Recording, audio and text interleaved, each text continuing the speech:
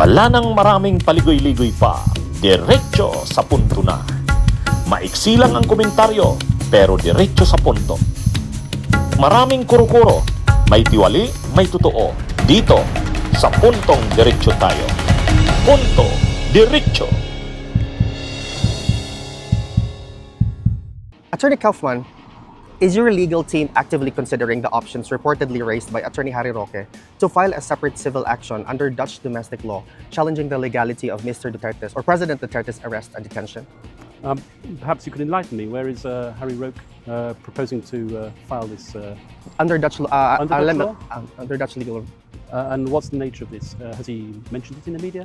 No, not yet. Because it was proposed that a separate legal remedy filed under Dutch laws could be a possible option. Are you actively proposing the same? Well, this is not the first time I've heard such a crazy scheme. I would put it that way because at the end of the day, the Netherlands have to be involved in any request to release an individual from the court, because in order to go to a target country or a country where the person has selected to be the place for him to be under house arrest, should obviously the pre-trial chamber agree, he would have to pass through the Netherlands territory. So to initiate a case in the Netherlands against the Netherlands would be a big mistake.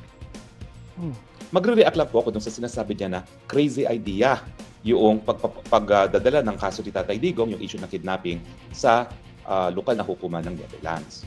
Ang nagiging concern ng mga abogado ng tatay ni Tatay Digong, paano mo ididemanda ang Netherlands? Ang Netherlands, isang bansa na nais natin na mag-house arrest kay Tatay Digong.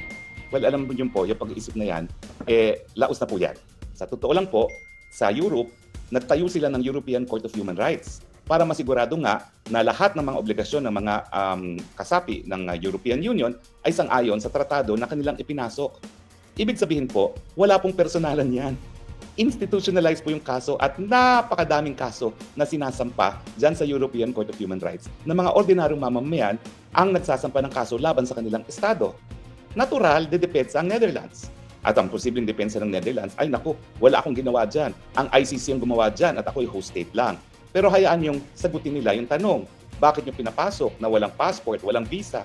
Bakit ang tao nyong sumundo? Bakit ambulansya nyo nagdala sa ospital? Bakit ambulansya nyo nagdala sa ospital papunta ng kulungan? Bakit nakakulong sa kulungan ninyo? Bakit binabantayan ng inyong mga mamamayan? Ang sinasabi nila kasi, baka magalit ang Netherlands at hindi tanggapin ang house arrest kay Tatay Digong. Ang sinasabi ko po, hindi ganyan mag-isip ang European. Siguro naman, pareho naman kami nag-aral ng abogado ni Tatay Digong sa Europe, alam na rin niya kung paano mag-isip, lalong-lalo na sa pagdating sa karapatang pantao. Oh, mga kabunyog, mga kababayan, may bago na namang away sa may bago na namang away sa kampo ng mga Duterte at doon mismo ito sa Dahig.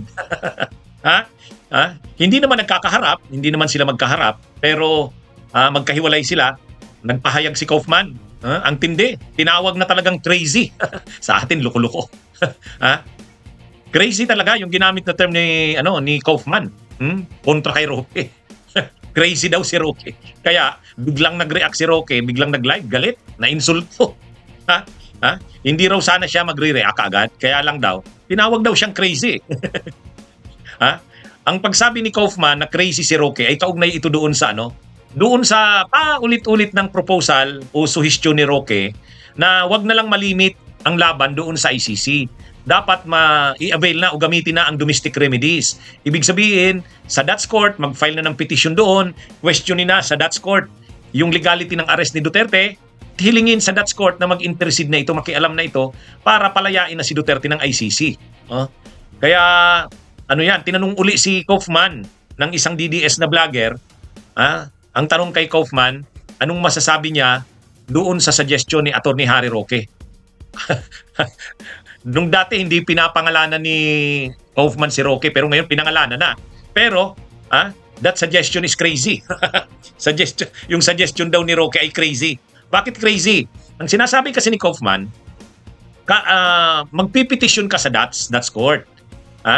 Anuhin mo, kumbaga ipipetition mo ang Dutch government o ang gobyerno ng Dutch na bakit hinahayaan ito na mangyari sa Dutch territory ang pag-detain ng isang tao na kinidnap, hindi dinaan sa tamang proseso.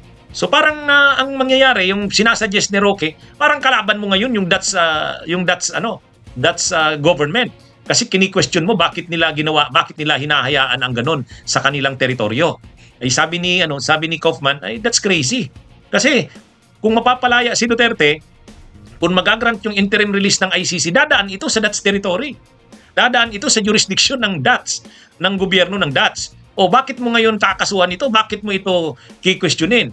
O parang yun nga, kaya nga ang comment ni Kaufman, that suggestion is crazy. Kumbaga, loko-loko yung ganung parang ki-questionin mo yung Dutch government sa ginagawa nito.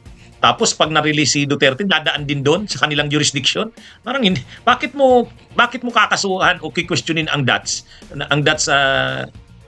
government? Samantalang sa bandang huli, kailangan mo ang cooperation nito kasi dadaan si Duterte sa kanilang teritoryo para ma-release ito. O kaya, posible rin na ang Dutch mismo ay siyang maging pupuntahan ng house arrest. Posible rin na ang the Netherlands pag i-grant yung interim release, pwedeng i-house arrest si Duterte sa the Netherlands. Lalabas lang siya sa kulungan ng ICC pero doon pa rin siya sa teritoryo ng Dutch. Pwede yun. So bakit mo kakalabanin? Yun ang sinasabi ni Kaufman. Talagang nainsulto si Roque kasi pinangalanan talaga siya at tinawag siyang crazy. Kaya sabi ni Roque, hindi ko rin maintindihan. Bakit kung ano-ano nang ginagawa daw ni Kaufman tungkol sa kaso ni Duterte ng Tatay Digong niya. Sa bandang huli, ang sabi ni Roque, wag daw siyang tawaging crazy. Wag siyang tatawaging crazy kasi daw siya nagsasakripisyo siya para kay Tatay Digong kahit wala siyang bayad. Hindi raw tulad ng mga abogadong yung mga foreigners na mga abogado na may bayad kaya nila pinaglalaban ang Tatay Digong niya. Pinatamaan si Kaufman pero tinamaan din kasi si Roque.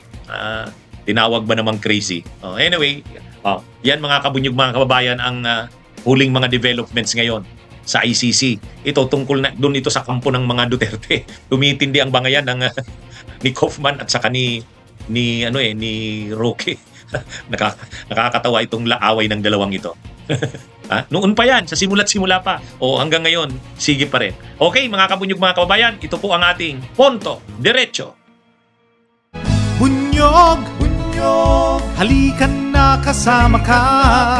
Bunyog, kapag buklod ay may pag-asa.